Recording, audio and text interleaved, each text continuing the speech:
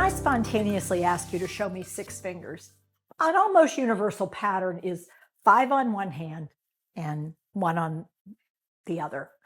In other words, coming up with six. When it comes to dementia, we tend to think that the person living with dementia is the problem and we're trying to help. And if we're not careful, we see this as a struggle, as a problem.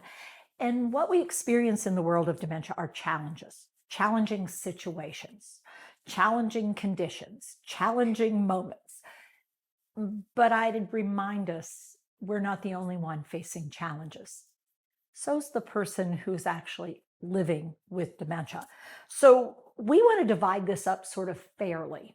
And because I know that dementia will rob you of skill, and these are the skill fingers on the human hand, you will hold on to three pieces of a puzzle and they'll have three pieces. Well, one of us has three pieces and the other one has three pieces. In other words, only half of the puzzle is mine to a challenge and half of it is yours living with dementia. So if this is you and you're living with dementia, we have the human being who is literally living with dementia. And then we have that human being who is living inside a frame called a body that has a brain, but it also has a body and it has emotions and it has wellness or health or illness, and it has senses that bring data in and muscles that put movement out. It's pretty complicated, but we exist within this frame called our bodies. And then we have this thing we call brain change that is changing everything and affecting our skills if I'm the person. So I am who I was, but now I'm different. So for a person living with dementia, we have the human being, we have the rest of them, we have their brain, and the dementia is changing things. So it's super important that I know you and who you've been. The more I know, the better. That I recognize physically, physiologically, emotionally, and maybe even cognitively what is happening and what has happened sensory-wise. What is going on? Do you have good eyesight? Do you not? How's your hearing? What's your sense of taste? What about smell? How are you doing with movement and strength and coordination? But I also want to recognize what's going on with your brain. Do you have a dementia? What kind of dementia? Where are you on this journey? What gem state? What's different? What's new? What do you know about your condition? Are you aware or do you have anosognosia? Now, those are your three puzzle pieces. And it is vital that when something's challenging, I recognize, there could be something going on with you. You're changing. Something's changing. Here are the three things we need to own, and we need to be responsible for possibly changing or considering first for change, because this is already in change. So we have ourselves and everyone around the person living with dementia. We call them stakeholders. Who's there, who's not there, what's changing about them, maybe who's being supportive and who's pushing the buttons that setting off triggers of distress.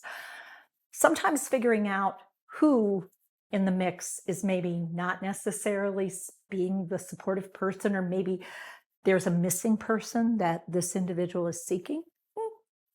We can look at that and decide what we can do about it. Now we have the second piece of the puzzle that we can readily address, which is if I'm living inside this body as a person living with dementia, this is the environment that I'm in. And that environment includes places and people and props and programming and possibilities.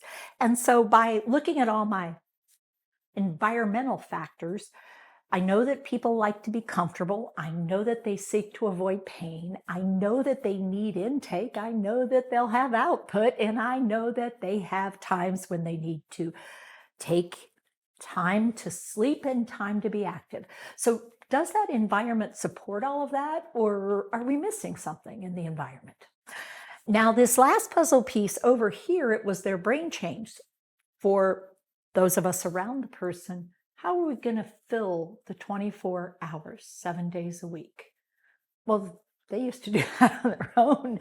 They could figure out what they wanted to do and when they wanted to do it and how to do it and all that. Now we're trying to figure out, how shall we use time? How is time being used? Is there a balance? Does the person do something that gives them a sense of value and purpose? When do they have a chance to do things that are good for their body and their brain? It's called self-care. Do they need some kind of support for that? What's it look like? Is it enough? Is it too much? Is it the wrong kind of thing?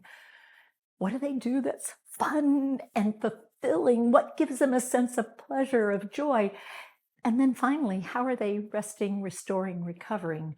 How are they finding that space and that place, that time for sleep, or maybe some other rest and restoration thing?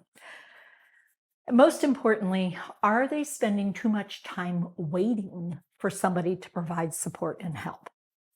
So we have 6 puzzle pieces. When we're facing a challenge or a problem, what we want to do is look at these puzzle pieces, appreciate these, and look at what we could do to modify one of these or more to make sure that when we come together, we're moving forward out of the challenge and not moving into greater states of distress or resistance. Puzzle solving.